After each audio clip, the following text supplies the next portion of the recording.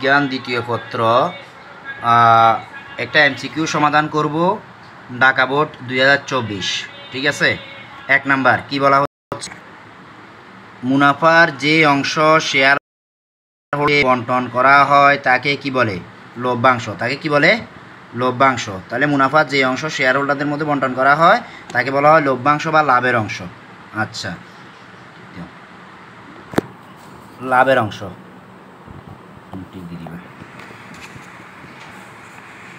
নিচের কোন অনুপাতটি দীর্ঘমেয়াদী সচ্ছলতা যাচাইয়ের জন্য ব্যবহার করা হয়? কোন অনুপাতটি? দায় মালিকানা অনুপাত। কি অনুপাত? দায় মালিকানা অনুপাত।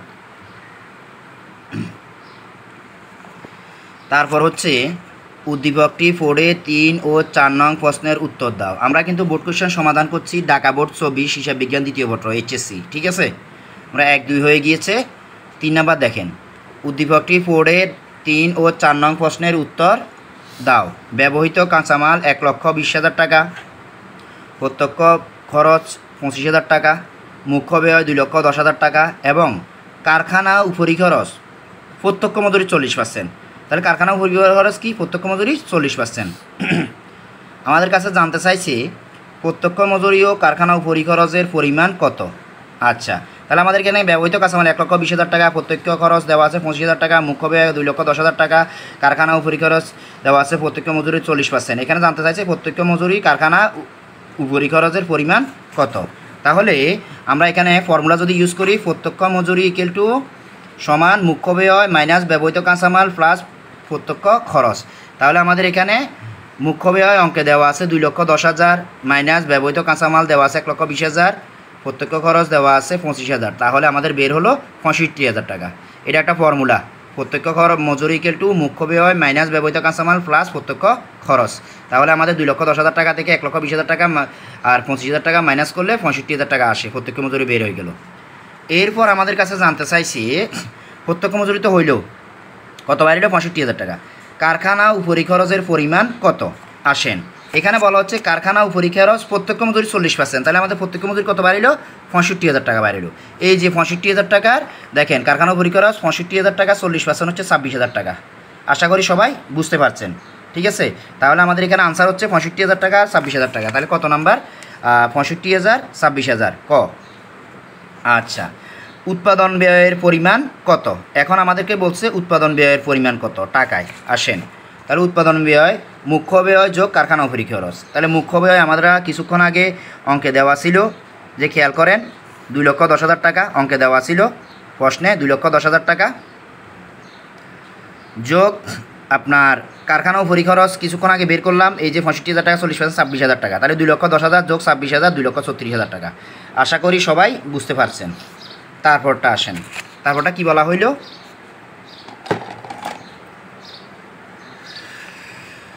কোনটি পরিচালন ব্যয়? আগুনে বিনষ্ট পণ্য, অফিস ভাড়া, সম্পত্তি বিক্রয়জনিত ক্ষতি, বন্ধকি ঋণের সুদ। তাহলে কোনটি বলেন, কোনটি পরিচালন ব্যয়?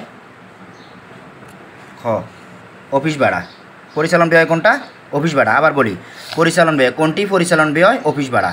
এরপরে আসেন অবলোপনযোগ্য খরচাবলী। অবলোপনযোগ্য খরচাবলী, অবলোপনযোগ্য খরচাবলী 3।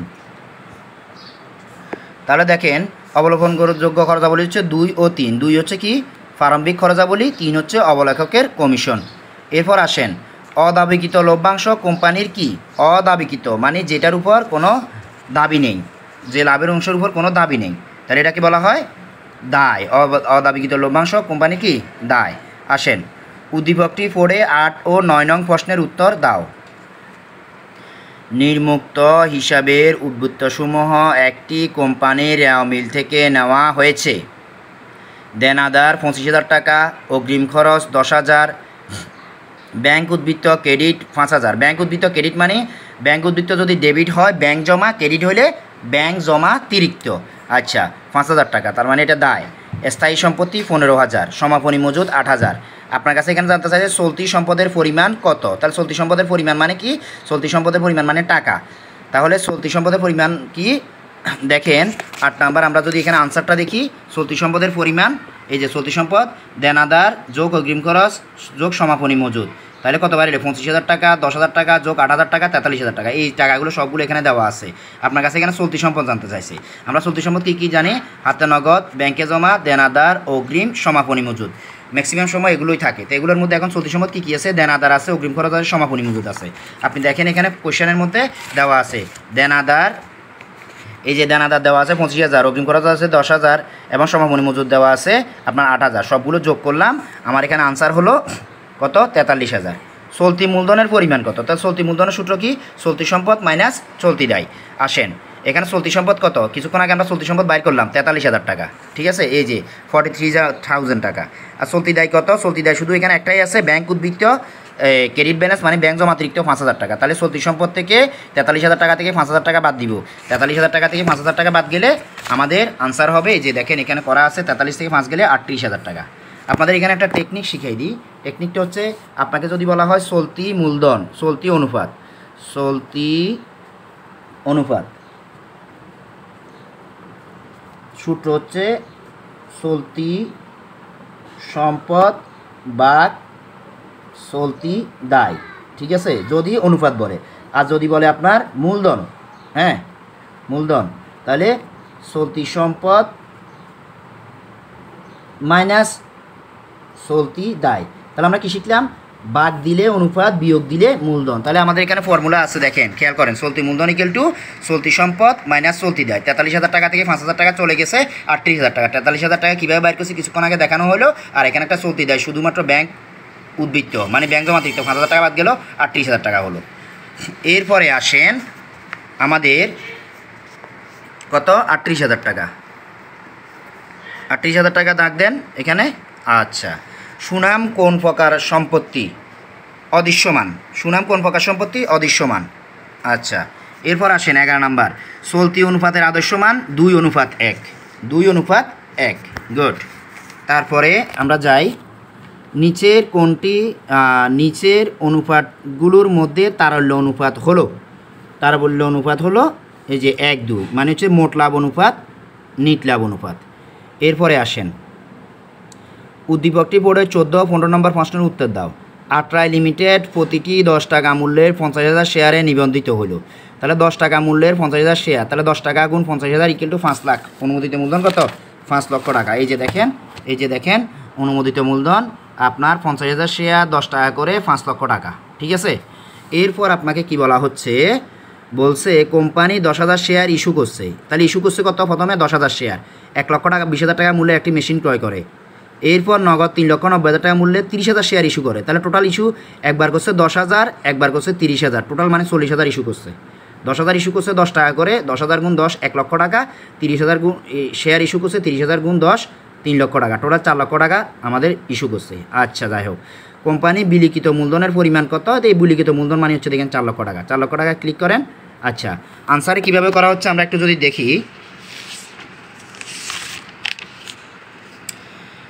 আনসারে কীভাবে করা হয়েছে, এই যে খেয়াল করেন, বিলিখিত মূলধন মেশিন ক্রয়ের উদ্দেশ্য যোগ জনসাধারণের উদ্দেশ্যে 10,000 গুণ 10 1 লক্ষ টাকা, 30,000 গুণ 10 3 লক্ষ, তাহলে 3 লক্ষ আর 1 লক্ষ, টোটাল 4 লক্ষ। আর আপনি যদি সহজ করে বুঝতে চান, দেখেন এখানে বলছে যে কোম্পানি বিলিখিত মূলধনের পরিমাণ। তাহলে বিলিখিত মূলধনের পরিমাণ প্রথমে ইস্যু করছে 10,000, কত? 10,000 শেয়ার ইস্যু করছে। এই যে 10,000 শেয়ার ইস্যু করছে এখানে লিখে আছে। তারপরে শেয়ার ইস্যু করলো কত? 30,000, টোটাল 40,000 শেয়ার ইস্যু করছে 10 টাকা করে, 4 লক্ষ টাকা। ওইভাবে করা যায়। আচ্ছা, এরপরে যাই আমরা, কোম্পানির মূলধন জাতীয় লাভ কত হবে? তাহলে কোম্পানির মূলধন জাতীয় লাভ, তাহলে খেয়াল করেন কোম্পানির মূলধন জাতীয় লাভ কত?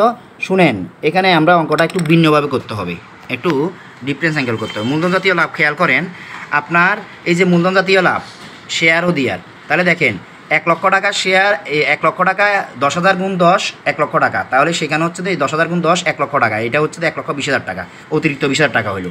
ওইদিকে 3 লক্ষ গুণ 10 3 লাখ টাকা হওয়ার কথা, ওইখানে হইলো 3,90,000।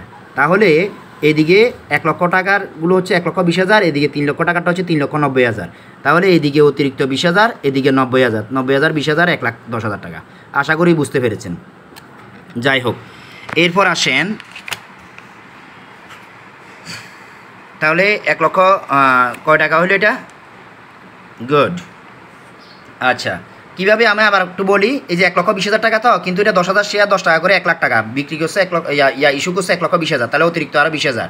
আবার এখানে আপনার 30,000 শেয়ার 10 টাকা করে 3 লাখ, কিন্তু হচ্ছে 3,90,000, তাহলে অতিরিক্ত 90,000, এইদিকে 90,000 এদিকে 20,000, তো 90,000 20,000 কত হইল? 1,10,000। পরোক্ষ কাঁচামাল কোন ধরনের উপরিব্যয়? পরোক্ষ কাঁচামাল কোন ধরনের উপরিব্যয়? কারখানা উপরিব্যয়। 16 নম্বরটা আমরা যদি দেখি, পরোক্ষ কাঁচামাল কোন ধরনের উপরিব্যয়? কারখানা উপরিব্যয়। কোম্পানির কোনটিকে কোম্পানির সংবিধান বলা হয়? বলেন, এটা পারা উচিত। স্মারক লিপি। কোম্পানি কোনটি কারখানা উপরি খরচ নয়? কারখানা শ্রমিকের মজুরি। কারখানা শ্রমিকের মজুরি কি উপরি খরচ নয়? এবার আসেন, আরেকটা ম্যাথ চলে আসলো। প্রারম্ভিক কাঁচামাল 1 লক্ষ টাকা, ব্যবহৃত ক্রয় 5 লক্ষ, ব্যবহৃত কাঁচামাল 4,50,000, তাহলে সমাপনী কাঁচামাল কত? কাঁচামালের পরিমাণ কত? জাস্ট এটা ফর্মুলা, আর কিছুই না। দেখেন এখানে একটা সূত্র, জাস্ট সূত্রটা ইউজ করলেই হবে।